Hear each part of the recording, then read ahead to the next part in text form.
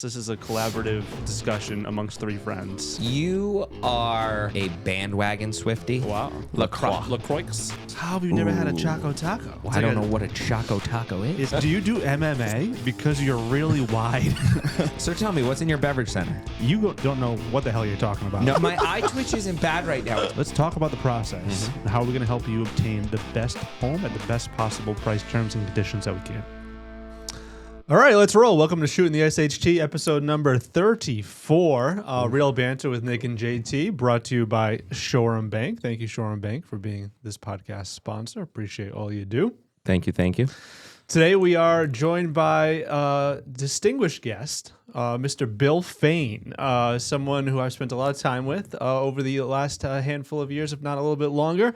Excited to have him on today. So Bill has seen just about every phase that the real estate industry has gone through over the last 3 or 4 decades. Bill is the owner and broker of Fantastic Real Estate and Investments, the owner of the Rhode Island School of Real Estate, and has served on numerous volunteer leadership positions across both Kent, Washington, NAR, RIAR, you name it, he's probably done it. He's been licensed since the late 1980s, has run brokerages, managed investment properties, and helped train countless agents through pre-license and continuing education courses, one we just finished here a couple minutes prior to this. Today we're going to talk about 37 years in the business. Is it 37? 1989, 37. 37 years in the business, what that teaches you, and why old school fundamentals still matter, and what agents today might be overlooking. So, Bill, welcome to Shootin' the SHT. Thank you for having me. Welcome, Bill. Welcome. Yeah, And fun. I just have to add, that is the best code of ethics course that I've taken in my 15 thank years. you. It was That was great. fantastic. I mean, it suits the name of the brokerage. It was a fantastic course. I definitely enjoyed that. Thank you. I believe that we should be kept up on education. We all should be educating each other, and it might as well be fun. I've taken that class a lot of times over the 37 years, and I hope I made the experience fun, but more so that you learned something. Absolutely. And I really enjoyed during the class how it wasn't just kind of preaching to us or sharing very boring, articles from the code. Not that they're not important; they're extremely important. But painted real life scenarios and challenged us to think a little bit outside the box. So I definitely enjoyed that. Is that kind of what you would consider your teaching style, Bill? Yeah, I think I would. Okay. I like to be provocative. I like to be entertained. I want to learn something if I can through the course also. So a lot of those situations that I posed are real life situations. They've happened to me or to someone I know, or I counseled an agent through it. And sometimes you get into a situation or somebody ends up in a situation that they don't necessarily want to be in. And wow, how did I get here? And I don't want to ever be here again. So what should I be doing differently? Yeah. And hopefully I share that, and you can share with me as the student some situations you've been in, and let's talk through it, and let's see if we can make ourselves better next time. That's Absolutely. awesome. Good stuff. Yeah, I love how interactive that was. It was. Made the time fly by. So we'll circle back to education in a bit, but let's start with the 37-year career first. So, so you've been in 1989, you said? 1989. 1989, great year. You know what happened in 1989, John? I was born. It's not what I was going for. So was Taylor Swift. Absolutely. Oh, wow. So 37 years in the business. What are some of the biggest changes you've seen over the course of your career since 1989? Well, without a doubt, technology. As I think I mentioned in the Code of Ethics class, we real estate agents used to pre-qualify the buyers ourselves. The banks didn't do it. I'm not sure why, but that was the case. So we all had an HP 12C. That was a big purchase for me at the time. I don't know, it was probably under $100. But when you're starting out as a real estate agent, most of us don't have a whole lot of money. So that was a kind of a big investment, and it was also an investment in learning for me, both technology-wise, how to run an HP 12C. I'm not sure I could still do it. Things are a lot easier that way, but also all of the things around, I guess I'd call them best practices. How to pre-qualify a buyer so that they're able to go through with the transaction, but also so that they aren't ending up in a bad situation themselves. So make sure that they can actually afford to take on this responsibility that they're taking on. Yeah, I know. Even in today's world, which is totally different, we're not using those 12 WPCs or whatever, HPC, whatever. So I never experienced that during my career. But I know when I talk to a buyer about the pre-approval process and getting that underway is, listen, you're going to get approved to a certain number. And that's great, but you should never spend to that number. The most important thing is that you own the house and the house doesn't own you. Exactly. Now, I want you to be at a comfortable standpoint, understand how that purchase price, the taxes, insurance, et cetera, all that plays into your monthly budget. So you guys can still go out to dinner. You can still go on vacation. You can still enjoy all that life has to offer. So I think that's critical, and just do it in a different way these days. That's for sure. Yeah. It's not all about the commission. It's not all about the numbers. It's not all about just making sure that this works. It's about talking to people and finding out what their goals are. Why do you want to own this house? Is this a place where you're going to start a family? Is this a place that's going to be an investment for you? Is it both? Is it nothing? Is it just a place for you to hang your head for the next 4 years while you're in college? Whatever it happens to be, let's see if we can find out more than just the strict numbers, details of the. For sure. So how did that work in the past? So you would go through, you'd pre-qualify the buyer through this calculator. I know Phil's told stories about this calculator as well. But then when do they, When this podcast goes out, you got to put an image of an Hewlett-Packard 12C calculator. Perfect. Yeah. So when did they actually apply for the mortgage? Was it after they were under contract? Was it prior to? Like, how did that play out? Well, I'm old, as we went over in the beginning, so I don't specifically remember the answer to that question. I guess a lot like now, maybe the buyer hasn't applied for the mortgage yet, though they're thinking about it. They would come to us maybe before they've considered how they're going to finance this purchase or what they're going to do to pay for this house. And so this was all part of just figuring out, is this within your means, I guess. Okay. So we had, I'd say what we really should be bringing back, if we haven't already, the whole buyer interview. Just like we have a seller presentation, we should have a buyer presentation. Absolutely. We should know all those things we just talked about, the why, the how, the who. I love it. So technology's come a long way since 1989, but despite all of that, what are some things that have not changed in the industry? What are some things that have not changed? The process has changed in the details, but the process itself hasn't changed a lot. We are still dealing with people, and it's a people business. You need to understand how to speak to people. I'm sure we'll get to this at some point, so I'll just bring it up now. Yeah, I still do knock on doors, and I still cold call, in a sense, people. You know, you always get a lead from somewhere. You might not, it doesn't really matter where that lead comes from, but you have to have that initial phone call with someone, with a buyer, with a seller. And because I grew up, let's say, in real estate, knocking on doors, cold calling people, I don't have much of a fear of talking to people, especially about real estate. I sort of know what to say, and I don't mean that in a pejorative way. I don't know any tricks. Nobody likes to be tricked. I don't know any tricks about what to say to make somebody buy a house, but I know how to talk to someone to maybe put them at ease about the concerns they have over buying a house, or how to talk about finances so that it doesn't necessarily scare them to be thinking about buying a house. Yeah, just talk to enough people, as Phil always likes to say, and we've said it on here a million times. Yeah. TTP, and if that doesn't work, TTMP. Talk to more people. Yep. Love it. So you started out in Florida, right? I did. Nice. Yes. So I grew up in New England. Okay. I grew up in Weichert and Mystic and Westerly, Connecticut, and Rhode Island. And I graduated from high school and went down to the University of South Florida. And got down there in 85, graduated in 89, and got my first real estate license. I thought I wanted to get into radio, and I was a professional disc jockey for a while, and they got rid of payola, you know, where they pay you to play records. Nudge, nudge, that's just a joke, folks. So I decided I wanted to get into real estate. Actually, that was always my ambition.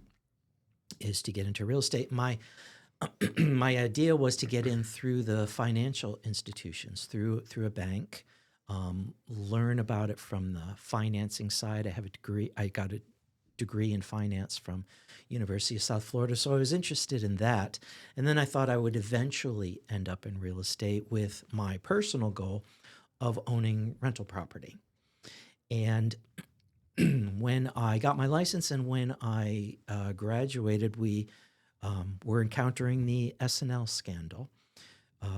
That's where the savings and loan were overdrafted and all kinds of foreclosures. And you would open the Tampa Tribune, and a lot like a few years after we would have the FHA foreclosures, we had the S&L foreclosures.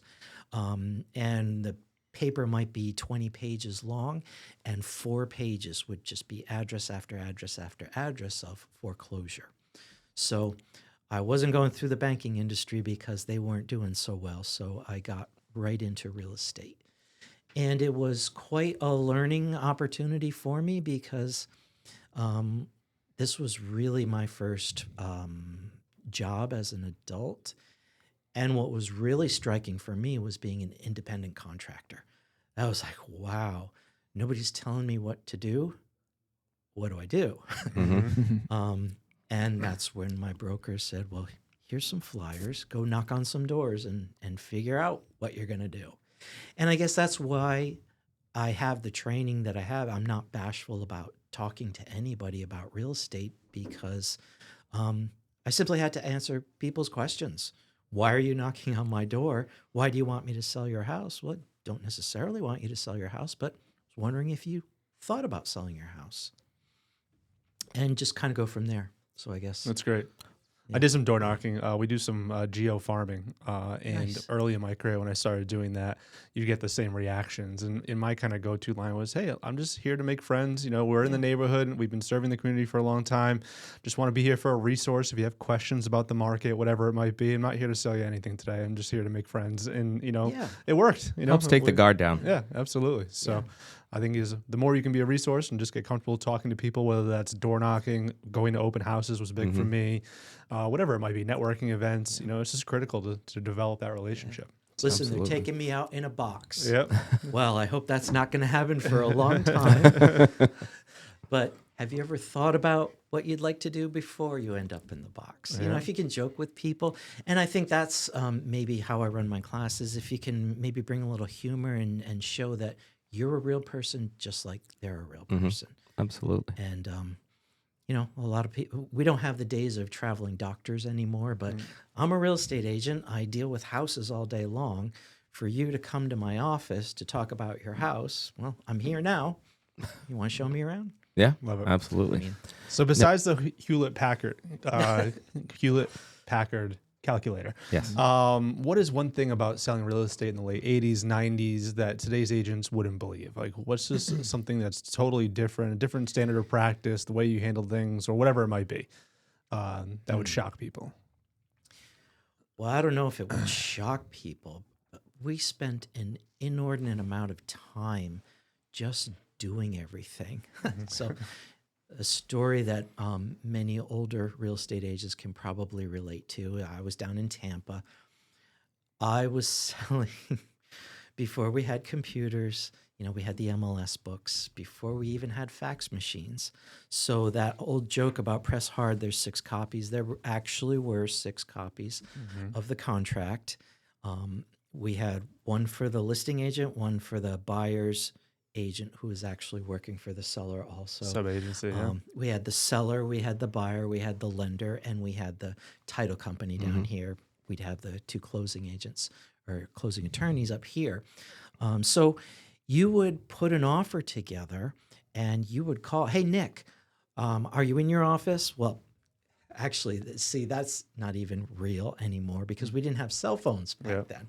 So you called Nick at the office and you said, "Hey, Nick, I see you're at the office.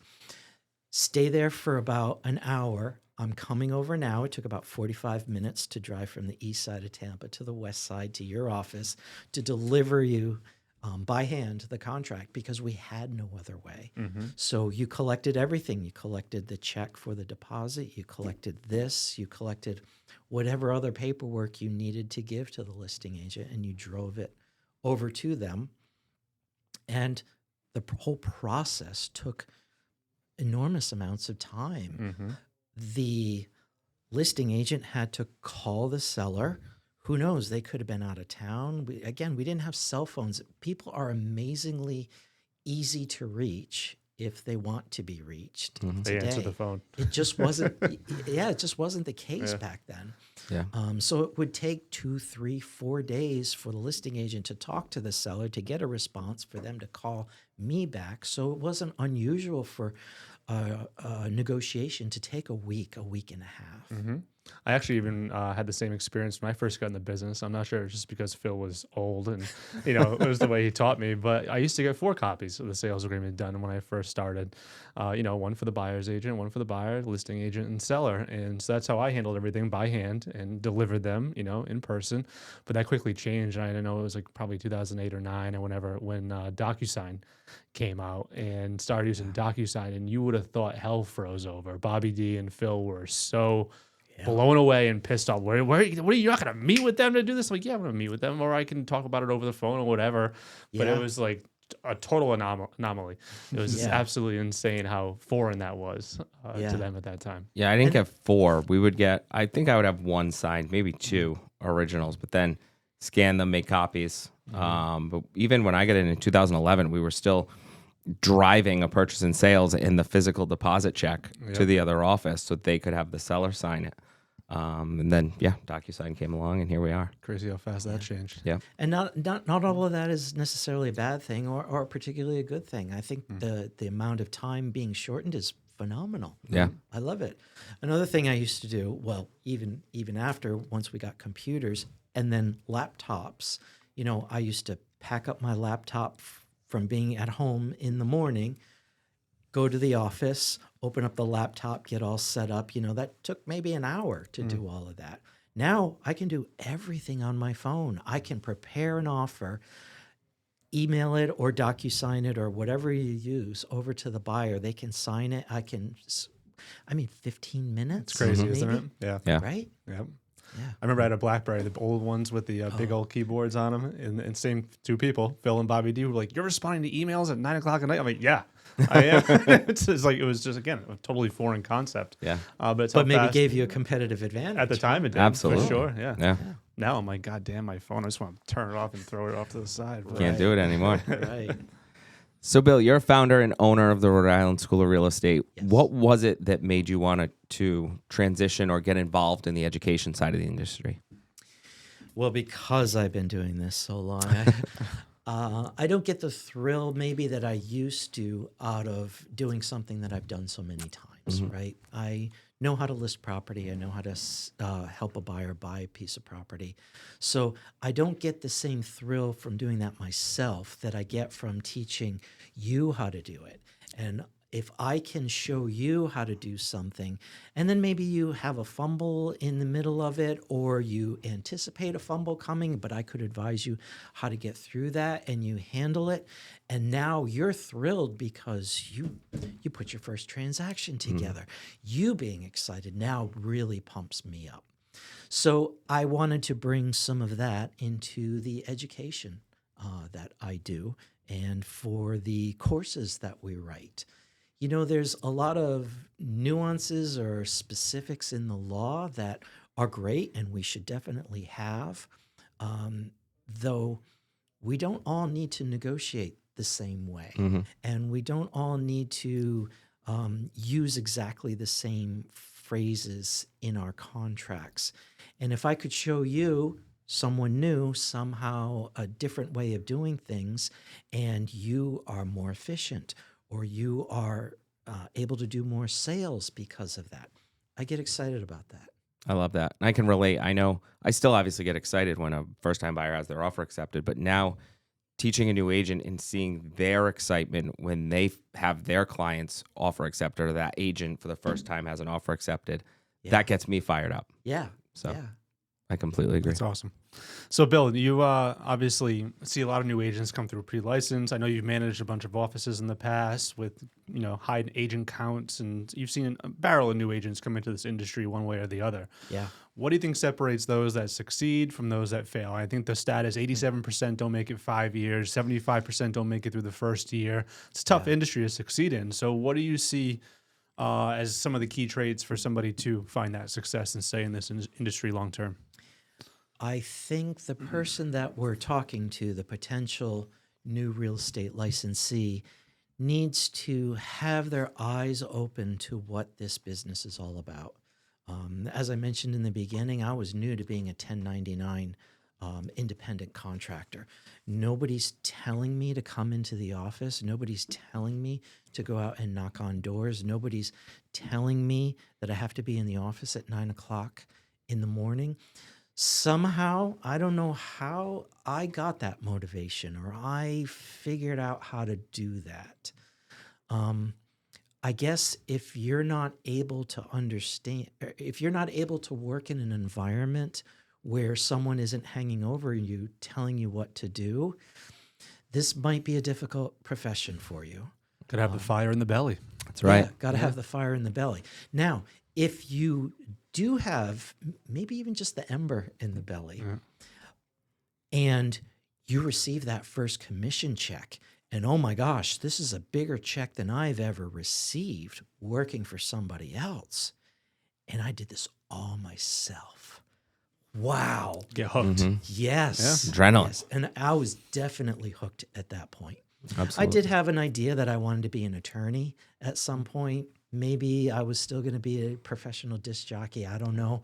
But wow, I did I earned this. This was not given to me. This was not somebody telling me what to do and okay, I got my paycheck. I earned this. I did all of this. I want to do it again. Yeah. Love it. So if you were sitting down right now across the table from a brand new agent, just passed their test, got licensed, what are the 3 things you would tell them to master year 1? Well, I mean this in the absolute best light. You got to learn to talk to people. This is not a business that you can conduct, that you can be successful in without talking to people. I see a lot of new agents, I'll say, hide behind texting or hide behind emailing, not put themselves out there, thinking that, wow, I sent out 5,000 emails today, or I signed up 600 people who didn't want to be signed up to my real estate newsletter subscription. It's just not going to work for you. You have to be proactive. You have to learn to talk to people. The next thing I'd say is you have to understand technology. You don't have to understand how to, I don't know, set up a website and code something, but you... Why not? All the better if you can. You do need to understand how to text. You need to know the difference between a text and an email, and you have to know how to add an attachment to your email. So you need to know something about technology because it's all going to change. It's probably all going to change by the time we walk out this door. It's changing so fast that you need to know how to deal with it. And then I think the third thing I'd say is be flexible because things are going to change.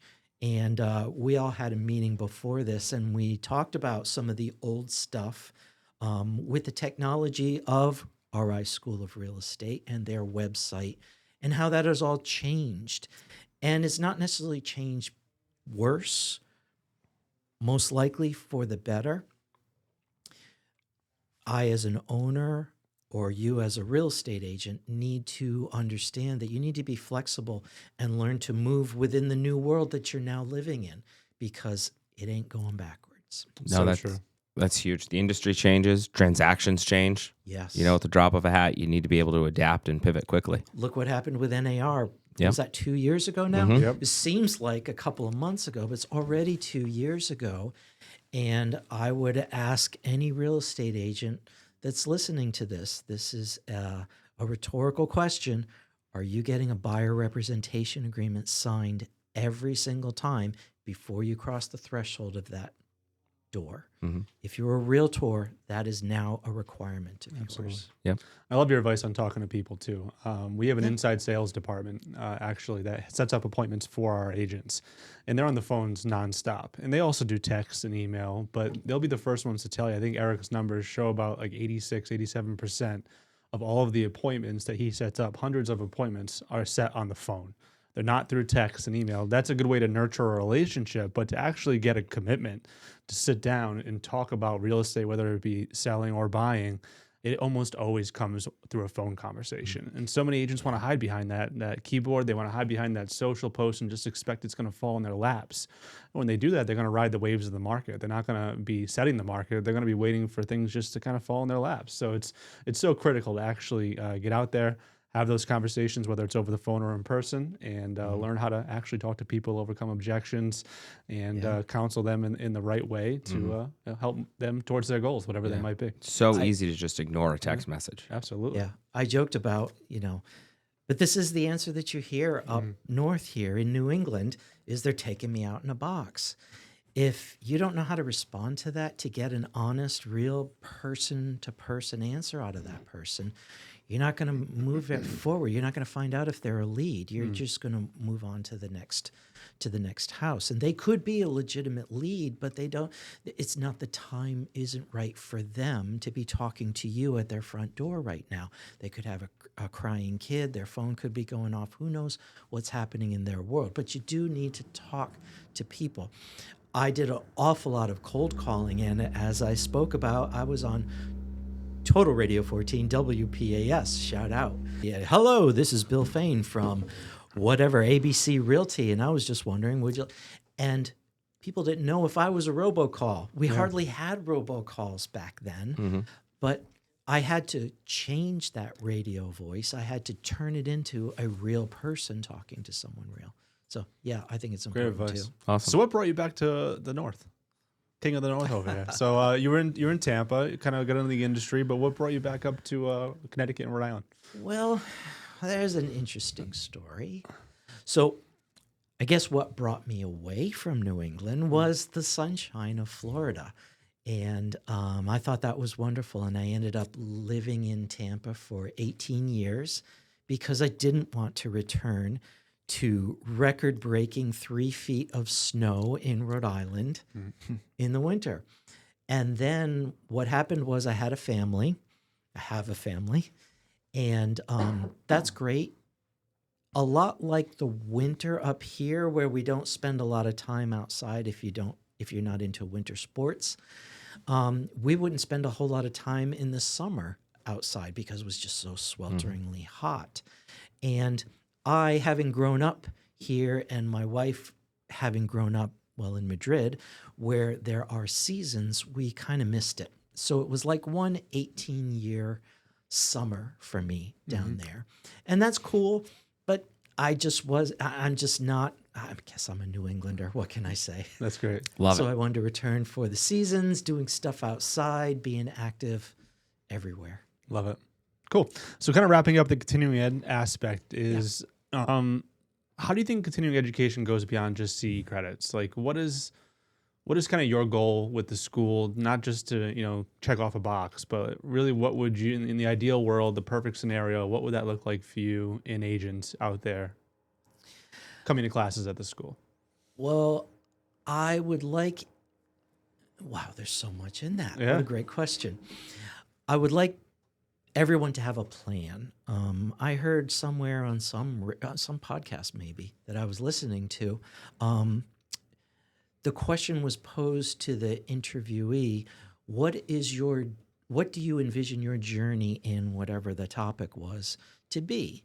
And I got to thinking about that as the broker owner of mine. And that's a question that I'm going to start asking agents. And maybe that's one that I bring into the school. What do you want your journey in real estate to look like? For me, I had a vision of what that was. That was to end with owning rental property so that I had a passive income coming in, so that I could I now understand, decide myself whether I wanted to retire or not. Of course, I always envisioned myself wanting to retire, but now that I might be close to that age, somewhere in my journey, that changed. I'm not sure I want to fully retire. I've seen a lot of my colleagues retire, and they're no longer with us quite soon after that. The fortunate thing about real estate is I'm able to stay active in a smaller capacity or a lower active capacity, and not necessarily have to retire. So that's my new vision for where I want to be. That question was never asked of me. I don't know why I had that vision, but I have, and I enjoy it, and I am there. I have reached my goal for having the number of rental properties that I wanted, but now I want more. What can I say? It's usually how it works. Always want more. Yeah. Too much is just enough. But I think my journey would have been a lot more straight line if someone had sat down and asked me what my goals were. So I will be incorporating that into my discussions with real estate agents and probably with the school as well, is, sometimes I just want education for education's sake. My local board of realtors, if I can plug Kent Washington Association of Realtors, go guys, puts on a lot of education, and I find myself going up to the lunch and learns just to learn the material. That's Not great. necessarily because I want a credit, because I own a school, I have all the credits I need, really. But I often go just because I want to learn about something. I think it's so important. I mean, I'm 20 years in the business this May. You're obviously 37. John, you'll get there eventually. But it is to have like a lifelong earning or yearning for education and to continually strive to improve each and every day. I think once someone thinks they have it all figured out is when they start to move in the opposite direction, Yeah. So I know every day I'm seeking out new and different ways to do things or learn different strategies, whatever it might be. So I think it's so critical to stay on top of your game for the long haul. Oh, you can always learn in this business. Every transaction's different. Any business Oh, in yeah. life. I mean, it's so true. That's what I love about real estate is every transaction is different. Mm-hmm. I have had very, very few. I can't even count how many W-2 jobs where I was given a task and I had to perform that task. And I was thinking about that one day a number of years ago. I was on my way to, I don't know, somewhere north in Connecticut, and I was on 395. Is this going out local? I was on 395, and that there in Norwich where like 4 roads come in and there's 2 exits off. And so I was stuck behind a truck hauling manure. Oof. And it was 6:30, 6:45 in the morning. I had all my windows open. It was a nice, crisp summer day. And here I am behind this manure truck going up to a showing in the northern part of Connecticut. And I'm thinking, I love my job. I love doing this precisely because every day is different. If I had to do the same thing every day, that would be terrible for me. Yeah, I'm with you there. Agree there. Maybe minus the manure, but. So you say negotiation and property management are 2 of your superpowers. Yeah. So what do you think makes someone a skilled negotiator? First of all, having a plan. We talked about that in the Code of Ethics. Don't just do something because, well, that's what everybody else is doing. I have an objective behind everything that I do. Every word that comes out of my mouth, even though I was a professional disc jockey, I had so much stage fright. I was so nervous when I first got on the radio. On the radio, nobody was even looking at me, and I had to write down every single thing that I would say.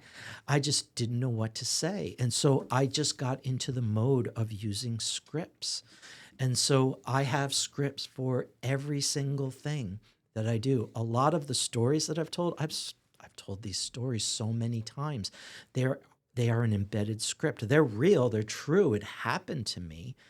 So when I'm negotiating, I use scripts very often because I want to get at whatever the particular thing is that I want to get at. Why does this buyer want to buy my listing? Or why does this buyer want to buy my seller's house?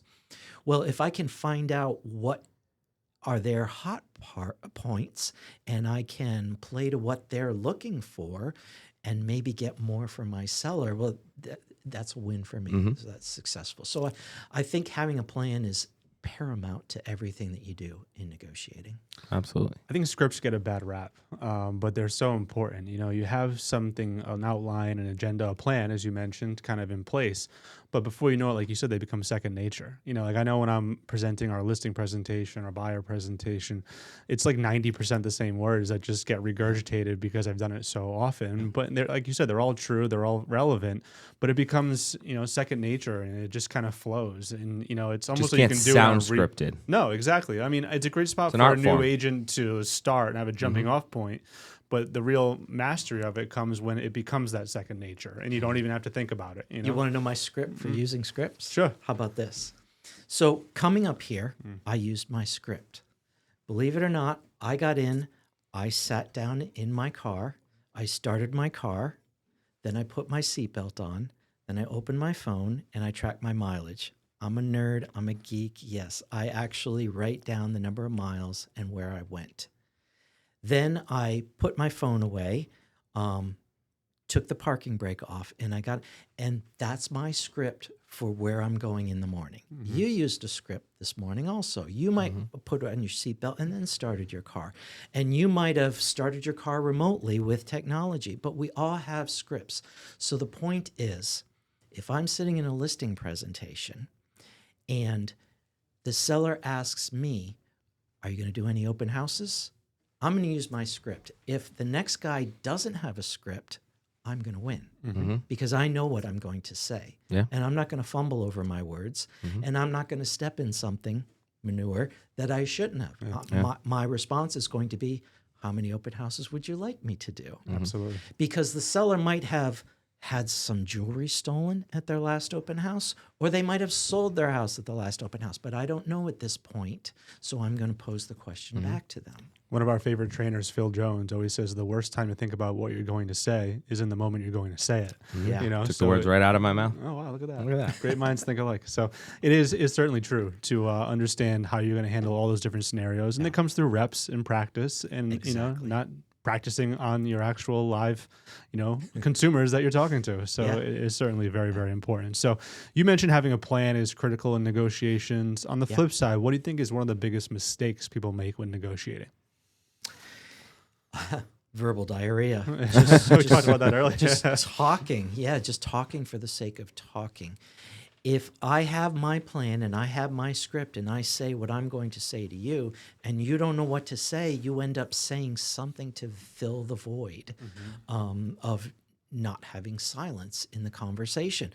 And oftentimes agents will start spilling what their buyer's looking for or their buyer's hot points rather than having their own script and their own plan and being ready to say what they want to say in order to direct the conversation the way they want to direct it. Yeah, there's a reason why they say the first person that talks loses, right? You know, Yeah. it's just because you're Exactly. uncomfortable with the entire situation. But Yeah. you know, it's so true. So many agents out there just get so uncomfortable in that scenario that they feel like they have to keep talking, and eventually, they share probably more than they should. In many situations. Stay quiet. You'll learn all you need to know. Absolutely. Yeah.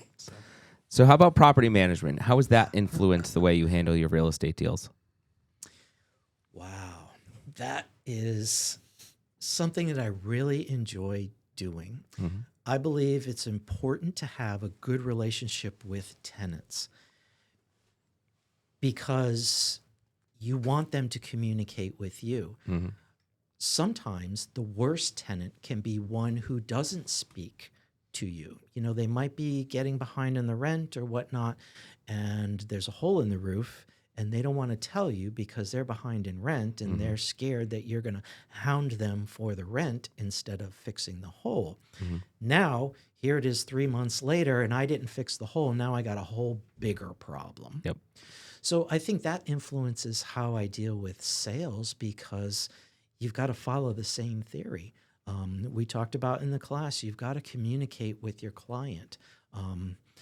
I prefer sellers. If you don't list, you don't last. Phil has probably said that a couple of times in his Just a career. Couple. You need to have a good relationship with your seller. You need to be able to tell them anything and everything, because if you get some bad offers, they need to understand what a good offer is. And when you come in with that good offer, you don't want them to think every offer is a bad offer and now they're just going down the wrong rabbit hole. Yeah, absolutely. So what advice would you give to either agents or consumers looking to build wealth through rental properties? So how'd you get started? How many units do you have now? Like, what's the first step someone should take? And then how do you, expand upon that? Well, there is a thing such as buyer's remorse. First-time home buyers, they get buyer's remorse when they buy their first home. Big refrigerator purchase, a big car purchase, certainly a house purchase. You start doubting yourself, start doubting your abilities to handle this situation. Same thing with investing. I think you need to find a good advice giver, realtor, partner, someone who can give you good, honest advice on how to get started in this particular area, and then learn as much as you can about it. I got started probably 25 years ago with my own rentals, and I have, I think, 10 of my own rentals, and I manage in total about 25 rentals, I think, and a small condo association.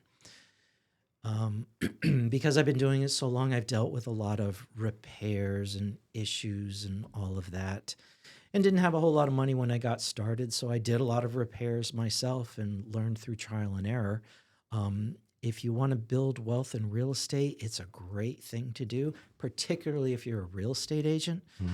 That has gotten me through a lot of lean times because I've got passive income now coming in, which is rivaling my active income.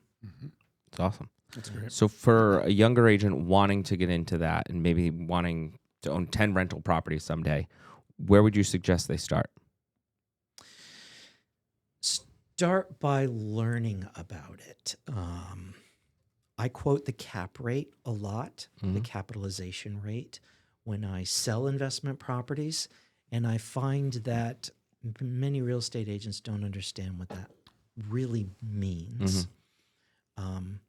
Look at what a rule of thumb is. So I'll give you this. A rule of thumb for many investment properties is you want to receive 1% of the value of the property every month. So if it's a $100,000 investment unit, you want to receive at least $1,000 a month. Then you've got to be ready and able to look at what are the costs going to be. And that has to be realistic, and you have to understand that things are going to change. You got to be flexible, right? So costs are probably going to go up in an economy like we have now today in 2026. So you need to start understanding who's paying for what. If you're in a rental right now and you don't even own your own home, start analyzing what your particular situation is. Do you pay for garbage? Do you pay for electricity? Do you pay for your heat? If not, how much is the landlord paying for heat? Wow, is that a high number? Is that a high number because I have electric heat? Is that a high number because I have oil heat? Is that a high number because we got 3 feet of snow last week? So start becoming aware of things, I guess, is a good place to start. And then talk to some property managers, talk with a real estate agent. If you are a real estate agent, talk with some property managers that are in your office or some people that have done property management or have it. You just can't learn too much about it. That's great. Great advice. So next section I had from your intake form was talking more about old school versus new school. We've already hit on this a lot. I know you mentioned, obviously, talking to people, door knocking, things along those lines. But what do you see as like an additional old school method that new agents today should be adopting besides that? So, like, essentially, what do you see as like the structure, the foundation of the business that will never go out of style? I don't see a lot of agents door knocking, even though they probably should. Talking to people is obviously critical, but what else do you think is something that will never change in this business? Yeah, maybe not a specific method, but how to develop your own leads. Yep. I see a lot of agents relying too much on buying leads or being given leads by their company. I would love to have a bunch of leads to give out. When I got started, my broker gave me a bunch of leads, but that's because people called because of the Yellow Pages ad. I can't even believe I'm saying that now, but that's a true story. People would run ads in the Yellow Pages, which was a printed book that would be thrown in your front yard way back eons ago, last century. And the marketing or the advertising in the newspaper worked. I ran lots of ads in the Tampa Tribune, and I received lots of phone calls. But if I ran an ad in the North Kingston Times or whatever newspaper happens to be out there right now, I don't know if I'd get any response from that. So I believe you need to know how to generate your own business. Mm-hmm. So the mechanism could be door knocking. It could be calling my sphere of influence. But if I needed to buy a loaf of bread tonight, I know it's not going to happen this fast, but if I needed to make business happen, I have the confidence in my own abilities to come up with 5 leads and make sure that I can get one of them to the point of a contract. That's awesome. Generating business is one of the biggest challenges any agent faces, no doubt about it. And it's so funny. You see agents come in, you're like, oh, that person's going to be successful. They're well-spoken, they well put together, or whatever it might be, but they just can't generate their own leads for whatever reason. But you need to have people know you, like you, trust you, and have opportunities, come upon your doorstep that where you can have the option to talk to people. So it is definitely, in my opinion, I agree with you wholeheartedly, the opportunity to generate an opportunity or a prospect to talk to is definitely one of the most critical aspects for sure in this business. Yeah. So taking your 37 years of knowledge and experience, what would you tell younger Bill if you were to start over today? Shape up, put on the tie, get out there and get to work. What would I tell younger Bill? I guess what I keep coming back to is mostly confidence. It took me a long time to get the confidence that I needed. When I started selling real estate, I barely owned my own car. I didn't own my own piece of real estate. I sold many, many more properties before I was able to purchase my own. There was a lot of confidence that I lacked because of that. I guess that's what I'd say is jump in, get all the experience you can because you can do it. Confidence is critical. Oh, yeah. I know early in my career, I was sitting across the table from somebody delivering a purchase and sales agreement, and it was probably my first few months in the business. And I mean, it was clear I didn't know that form inside and out. And I could tell that those clients lost confidence in me because I didn't have confidence in what I was, delivering to them. And I vowed to myself at that point that I would never let that happen again, and basically studied that form inside and out so I could read it upside down, sideways, driving down the road. And I think far too many new agents skip over those steps of mastering the basics and knowing the core essentials of their business inside and out. You didn't have to pass the exam in pre-license, but as you mentioned earlier, everything you learn there is not what's going to translate into success in this business. So knowing those key aspects of the business and hammering them every single time without a doubt, without a sliver of doubt, then that's what's going to really create the success that's needed, in my opinion. Absolutely. Oh my gosh, just read the forms. Yeah, My exactly. partner in starting the school, Wendy Brown, who's no longer with us, unfortunately, but she ran a forms class with easily 20 students. And she asked right off the bat, first question, how many of you have read the purchase and sales agreement? Not one hand went up. We call ourselves professional negotiators. We haven't even read the form that we use. Come on, Scary. guys. And that's going to help you with your confidence too. Absolutely. Oh, absolutely. Yeah. Yeah. Yeah. I mean, I've been in plenty of situations driving down the road where a client will call with a question on a purchase and sales. And if you can reference exactly what they're talking about, they're going to gain confidence. Be like, okay, I trust this answer. Yeah. 100%. So let's go down a little bit of a different road here for a bit. So you've been incredibly involved in local associations with Kent, Washington, statewide with RIAR, and obviously national as a director for the National Association of Realtors as well. What's volunteer leadership mean to you? What's that given to you in your career, and how important is that for agents to get involved, in your opinion?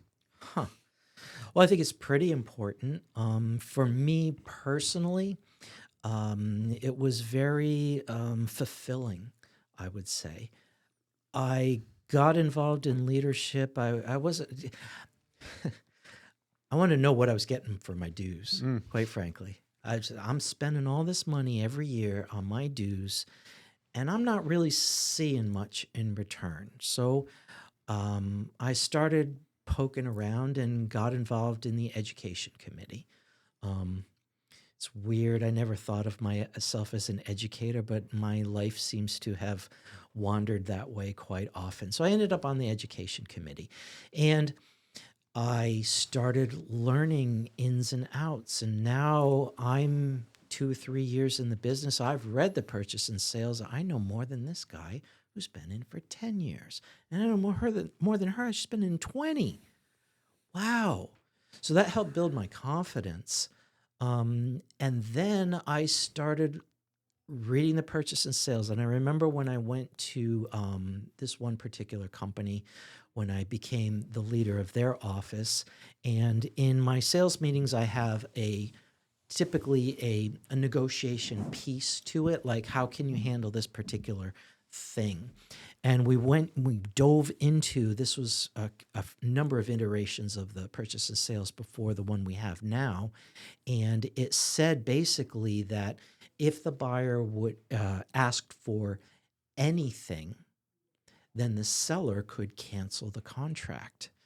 And this happened down in Watch Hill on a multi-million-dollar property. And I brought this to the office, and they weren't aware of this. And it sort of changed their thinking on how to negotiate. So I decided that I wanted to take this to even more people. This was before I was really heavily involved with the school. And I just sort of got into leadership, and I just found it very enjoyable. A lot like the transference of their happiness became my happiness. I went in there digging around, like, what am I getting for my money? And wait, well, this is the policy. This is how this is happening. I don't quite agree with that. Let's think this through. Who's willing to debate with me about how we can make this better? And then it just kind of spiraled upwards from there. And I got involved with it. And now I've made some wonderful friendships through that leadership. And I'm very grateful for that. That's great. That's awesome. What is one thing that you think the public misunderstands about real estate agents? Well, I guess that we're people. We're working folks just like you. And your success, if we can help you be successful, that's our success. So sometimes real estate agents don't have the best reputation, and I'm sure we can point to plenty of studies that show that. Just understand that a lot of us have good hearts and good ambitions, and we are genuinely hoping to help you, and that is our business, is to help you, and that's how we pay to put food on our table for our family. Absolutely. Yeah. So true. Great answer. So, Bill, you also mentioned life outside of work. You enjoy writing, playing music. I believe I was one of probably the only person at this table who saw the one appearance of the addendums once upon a time. I saw you uploaded that photo as part of the intake form. Yes, so it was fantastic. So, what kind of music do you like to play? What kind of got you into music? What's your musical background there, Bill? Wow. My musical background is punk rock. I didn't Hell yeah. always look this way. Yes. So I enjoy playing punk rock. I've made a lot of wonderful, very dear friendships through that.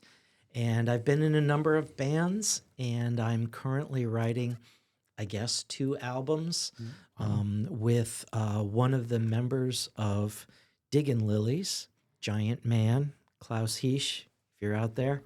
Great guy. He's a phenomenal singer and guitarist. And we are writing a punk album together and a sort of a new wave, 90s alternative, whatever you want to call it, album. That's cool. I've seen the pictures of old school Bill with the mohawk and everything. Oh yeah, you should see these things. I'll have to find Nice those. blue mohawk. Oh, yeah. Wow. I think you should bring it back. I'm getting close there. So if real estate went away tomorrow, would music be your next career? Oof. If real estate went away tomorrow, I would certainly enjoy that. I would absolutely enjoy that. I don't know if I don't have a history of making an awful lot of money with my music, and I'm not sure punk rock hits the top 40 anymore. But if it would make me money, I would be there's no way I could be happier. Awesome. Cool. All right, let's get into some wild card questions. So typically we go through, do some hypotheticals, stuff like that. So first question, Bill, would you rather go back to practicing real estate with no email, no smartphones forever, or can you only use text messages in every single transaction going forward? Wow. I would say only use text messages. I was not a fan of text messages. I'll tell you a story about that if we've got That's time. not the answer I was expecting. Really? Yeah. Tell us a story. So, bless you. My oldest daughter got accepted into a program called People for People, I think. She was in middle school, maybe. So I've got 2 daughters. They're 2 years apart. And so she was maybe 12 at the time. But this was maybe 15 years ago. Quick math. So not everybody had cell phones, and there were flip phones. And so she's going off. She's 12 years old. She's going to go to D.C. We're living in Mystic, Connecticut. On her own, but with the class group, this is the first time she's going. So, all right, we're going to get you a cell phone. Of course, they're excited. And, okay, so here's the deal. Now, cell phones, they charged for everything back then, remember? We had a charge for incoming and outgoing, and we had charges for text messages. So we get to the store, and the guy says, well, for whatever cost it is a month, we can do unlimited text messages. It's a phone. My daughter, you can just pick up the phone, press 1, and you're connected, and we're talking. Why do you need to? Oh, please, Dad, can we get text message? Okay. All right, fine. I get the bill, 1,400 text messages with a flip phone. Beep, beep, beep, We beep, gotta hit beep, each number I, 3 times. beep, beep, Yeah. beep, beep. Yeah. 1,400 text messages. First of all, thank God Dad did the unlimited thing. But then I realized that this is really like an alphanumeric pager, to put it in my 37-year term. This is like an alphanumeric pager. I can communicate with someone, but I can also schedule my time. So right now, my phone is over there, but right now after I looked at the class, I had 11 text messages, 11 threads to go through before my next meeting, right? And I'm sure there's text messages there, but I don't necessarily need to deal with them. If that was a phone call and I missed 11 phone calls, I might not be able to be here because there might be a crisis going on. So I guess that's why I'd say text messages. Interesting. Yeah. All right. Love it. I'm going text messages too. Oh, I would too. I was just expecting a different answer out of Bill. All right. Would you rather manage 100 rental units or personally sell 50 homes a year? 100 rental units. I knew that was going to be the answer, but let's shift it a little bit. How about 100 rental units or 50 students in every single class you teach pre-license, continuing ed, 50 full every time. Oh, I'd rather have the students. Really? Oh yeah. Yeah. Well, managing it. So managing it behind the scenes, like doing all the paperwork, no, I don't enjoy that. Yeah. But having 50 students in class, oh yeah, I find that thrilling. That's awesome. I can provoke them and poke them and get all their opinions on different things, and I can argue with them. And I like to be devil's advocate sometimes, just because I want to see how embedded in this opinion are you, or are you just throwing something at me to get me riled up? Very cool. I thrive on that. We've got to ask the shark or bear question. So, Want me to do it? no, it's okay. Would you rather? You tend to. Go ahead, John. Tell it. All right. He tends to, try to push people in one direction or another. So I'll give you the honest take.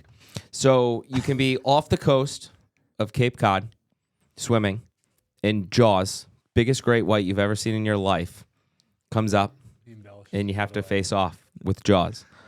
Or you're out for a hike on a nice sunny afternoon, and you see a bear cub along the path. Bear cub. He totally changed it. Jeez. No, come on. 14-foot grizzly.